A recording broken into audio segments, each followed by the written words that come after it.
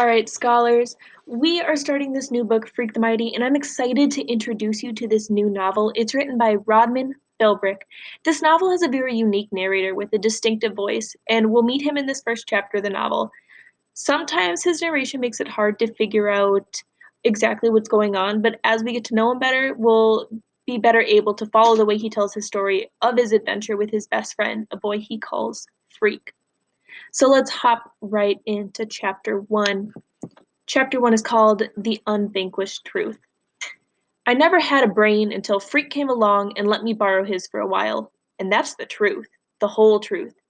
The unvanquished truth is how Freak would say it, and for a long time it was him who did the talking. Except I had a way of saying things with my fists and my feet even before we became Freak the Mighty, slaying dragons and fools and walking high above the world. Called me Kicker for a time. This was daycare, the year Graham and Grim took me over, and I had a thing about booting anyone who dared to touch me, because they were always trying to throw a hug on me like it was a medicine I needed. Graham and Grim blessed their pointed little heads.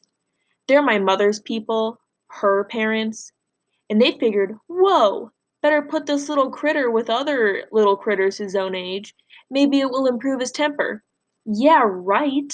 Instead, what happened? I invented games like kickboxing and kick knees and kick faces and kick teachers and kick the other little daycare critters because I knew what a rotten lie that hug stuff was. Oh, I knew. All right, scholars, we get a little bit of the voice here. Let's head back to our quiz. So let's think back to that article that we just read in the Do Now. What did you notice about this narrator's voice? Was it distinctive? And was it confusing for you? Pause this video, answer that question, go. All right, let's look at one of the first lines of the novel from page 1. I want you to read that again. Pause the video if you need a little bit of time. What might it mean for truth to be unvanquished?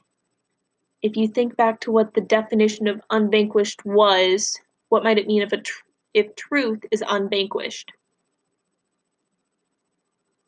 Second question, what unvanquished truth is the narrator sharing? And could this literally be true? What might it mean? I want you to try to find the truth that he's sharing back on that first page. Moving on, a common expression is unvarnished truth, meaning plain, clear truth without any vagueness or evasiveness. How is unvanquished truth different from unvarnished truth? What might this difference imply about the narrator's reliability?